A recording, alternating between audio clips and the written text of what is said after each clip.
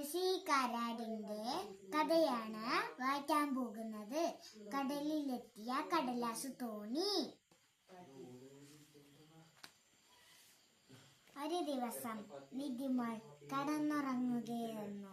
അപ്പോൾ ജനലിന്ന് ഒരു സൗണ്ട് കേട്ടു. ഷൂം ഷൂം. നിധിമോൾ കണ്ണു തുറന്നില്ല. ആരാത് എന്ന് പറഞ്ഞ് ഇങ്ങോട്ട് തിരിഞ്ഞു കടന്നു. എന്നിട്ട് പിന്നെയും സൗണ്ട്.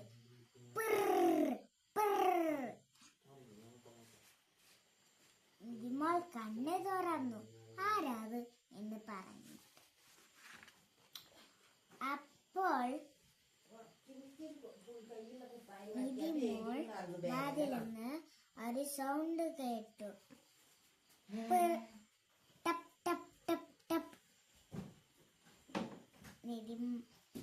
ആരാത് ഈ രാത്രിക്ക് കൊട്ടുന്നത്? നിധിമോൾ പറഞ്ഞു. അപ്പോൾ നിധിമോൾ വാതിൽ തുറന്നിട്ട്, ഹായ്, മുറ്റത്തൊരു മഴ. നിധിമോൾ സന്തോഷിച്ചു. എന്നിട്ട് മുറ്റത്തൊരു പുഴ.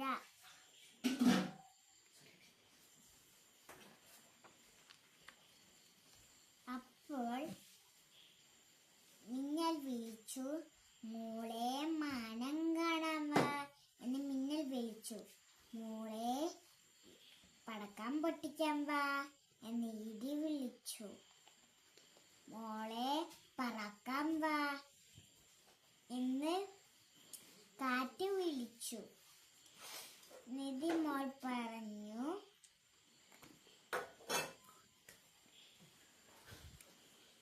ഇല്ല, എനിക്ക് പേടിയാ എന്ന് പറഞ്ഞു. അപ്പോൾ പുഴ വിളിച്ചു,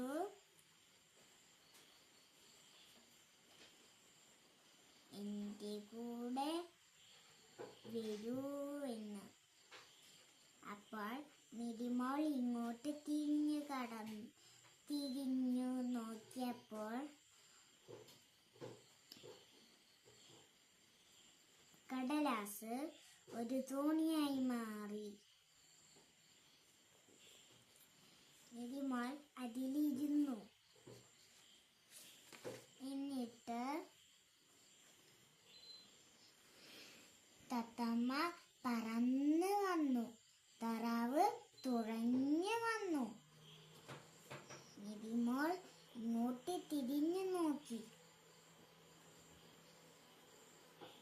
അപ്പോൾ അവര് പറഞ്ഞു, എന്നാൽ ഞങ്ങളും വരട്ടെ എന്ന്.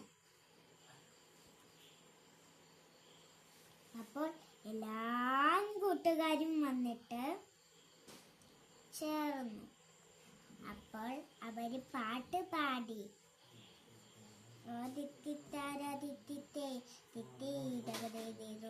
എന്ന് പാടി തുഴഞ്ഞ്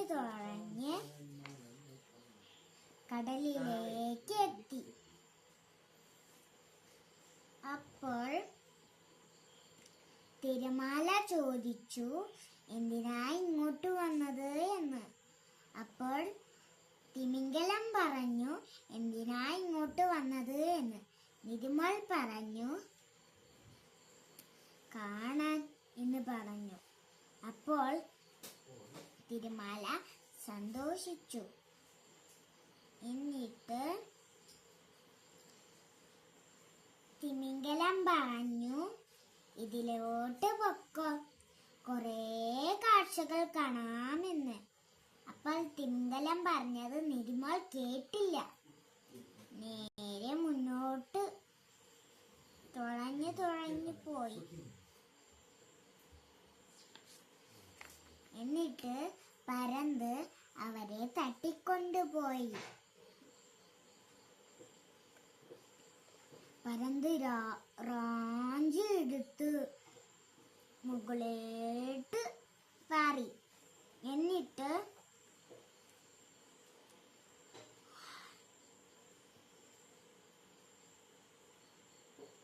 പരന്തിന്റെ കയ്യിൽ നിന്ന് ബോട്ട് ഉരുസിപ്പോയി.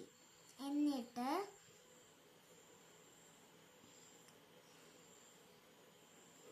മിതിമോൾ മേഘത്തിന്റെ ഇടയിൽ കൂടെ തുഴഞ്ഞ് പോയി.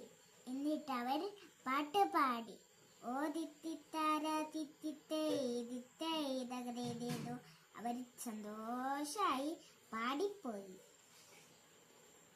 എനിക്ക് മനസ്സിലായത്, എന്ത് അപകടം ഉണ്ടായാലും നേരെ മുന്നോട്ട് ഒഴുകിപ്പോണം.